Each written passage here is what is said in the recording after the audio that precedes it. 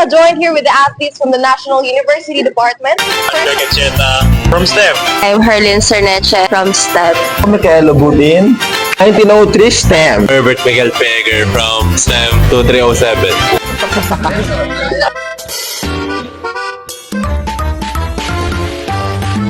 First of all, we are very pleased to welcome you here po at NU Nazareth, and thank you so much po for celebrating Palarong Nazariano 2026 with us. For our first question, ano po yung memorable na Nazarian experience you here at NU Nazareth? Yung ganitong mga program, lalo na sa junior high school, sobrang active ng mga program sa junior high school. Kaya masasabi mo magandang experience siya kasi masaya siya eh. Talagang magiging memorable. Yeah. Sa akin siguro yung pagiging athlete na pag may mga ganito, katulad ng mga intramurals, yung pag nagre-referee, syempre pag athlete ka, hindi ka pwede maglaro, di ba? So, halos lahat ng sports, may magkakaroon ka ng experience maging referee. Saan siguro yung pinaka-memorable sa akin yung pagsasama talaga nung high school. Ano naman po yung lessons na nangyari sa Nazarian journey nyo na nagkaroon ng impact sa journey nyo po ngayon? Siguro yung ang laking tulong nung merong Christian like program.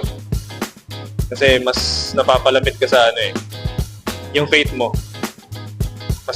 Mas lumalawak, mas marami kang nalalaman when it comes to religion. Yung time management, yun yung isa sa malaking naging lesson ko as an athlete, as a student athlete talaga. And syempre sa mga naging teacher ko din kasi that time. Ano naman po yung ma-advise nyo sa mga newly bullpups, student athletes, and sa mga bagong enrollees po natin on Nazareth? Why should they take NUNS po? Siguro ang sa akin is i-cherish yung mga moments na nandito kayo sa NU Nazareth. Kasi sobrang ganda ng dito ng program. Tapos yung relationship between teachers and students, sobrang lapit.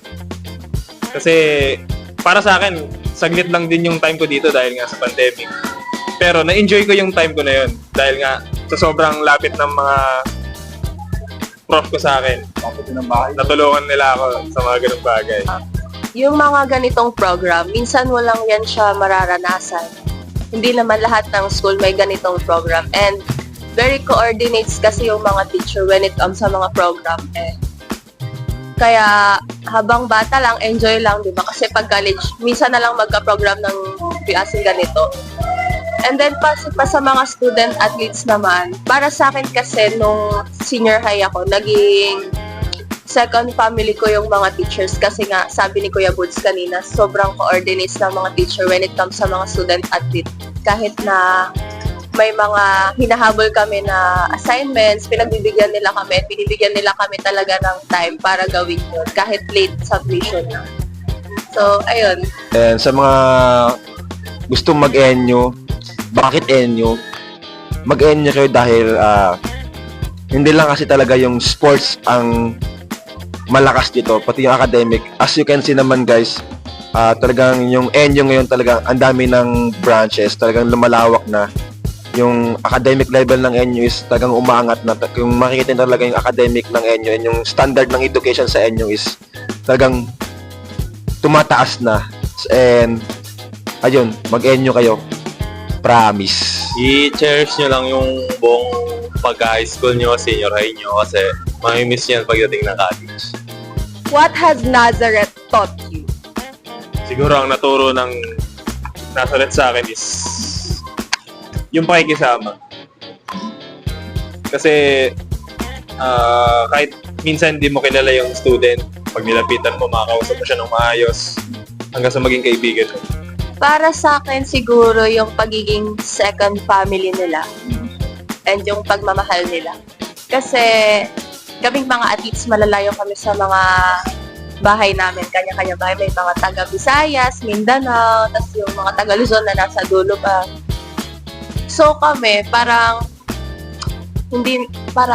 nafe-feel namin na nandito pa rin kami, na parang malapit lang kami sa mga families namin. Kasi, ayun nga, hindi naman nila pinaparamdam na iba kami. Like, kung sa normal students, tas yung mga athletes, hindi kami iba sa kanila. Kasi, kahit yung mga normal students, sila pa mismo yung nakikipagkaibigan sa amin.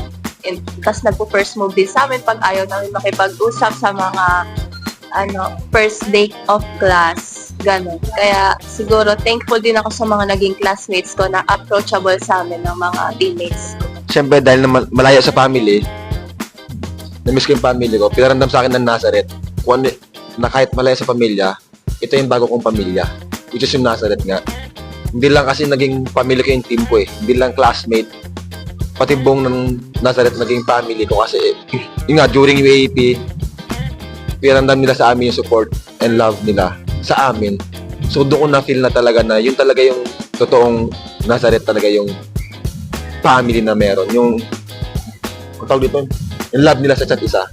Kahit sabihin mo na sa senior high ka o nasa junior high ka, doon pa rin yung family na sinasabi nila. Ayun. Ganun din ako kasi grade 10 ako pumunta dito eh. So mga 17 years old pa lang ako nun. 16 ako. Pa 17 ako nun kasi July yun eh. Taga Palawan din ako kaya mahirap talaga yung malayo sa pamilya ng bata ka pa kasi syempre sa mga 16, mga ganong edad, nag-depend ko pa sa kanila, hindi ka pa sanay na malayo sa kanila. Kaya nakaparandam talaga sa akin na Nazareth na kahit na malayo sila, mararamdaman mo pa rin na yung pamilya mo nandiyan lang sa tabi mo. Hindi ka basta-basta ma-homesick. Kung may problema ka, may malalapitan ka, may masasandalan ka. Kaya ganun, mararamdaman mo talaga na mahal ka nila.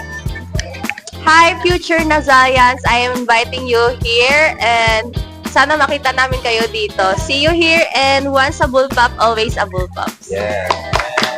Once again, our NU student athletes from the college department, thank you po so much for joining us here, Palarong Nazariano 2026. Thank you so much. Let's go NU!